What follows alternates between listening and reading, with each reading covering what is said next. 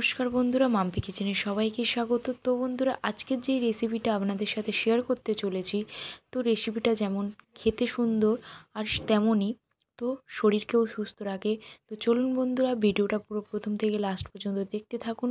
খুবই সহজ পদ্ধতিতে এবং ঘরে থাকা কয়েকটি উপকরণ দিয়েই আপনারা বানিয়ে নিতে পারবেন এই রেসিপি। তো চলুন বন্ধুরা, শুরু করা যাক। তো এখানে সজনে ফুলটাকে বেছে ধুয়ে ভালোভাবে পরিষ্কার করে নিয়েছি। এখানে আমার যে কটা উপকরণ লাগবে তো আপনাদেরকে একবার বলে দিই।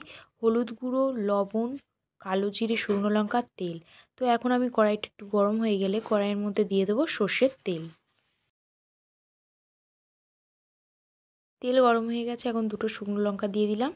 দিয়ে দিচ্ছি হাফ চামচের মতো কালো জিরে।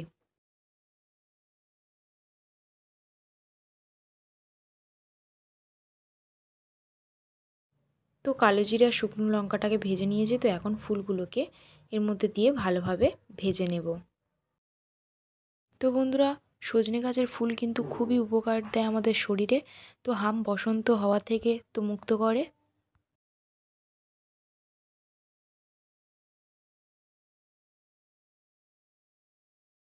তো এখন দিয়ে দিচ্ছি হাফ চামচের মতো হলুদ গুঁড়ো, দিয়ে দিচ্ছি পরিমাণ মতো লবণ। তো দিয়ে ভালোভাবে আর একটু সজনে ফুলগুলোকে ভেজে নেব।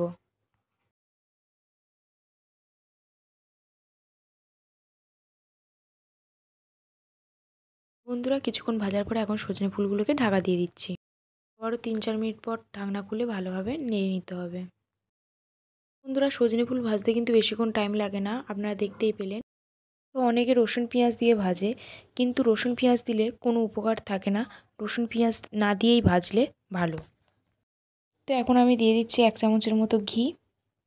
ঘিটা দিলে তো স্বাদটা আরও দ্বিগুণ হয়ে যায়। তো আপনারা যদি ঘি না দিতে চান না দিতে পারেন। আমরা ঘিটা দিলে তো স্বাদটা ভালো লাগে বলে ঘিটা দিলাম।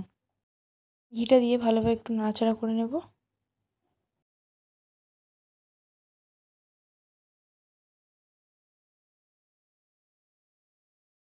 বন্ধুরা, সজনে ফুলটা আমার ভাজা একদমই হয়ে এসেছে। তো এখন আমি একটা পাত্রে সজনে ফুলটাকে নামিয়ে নেব।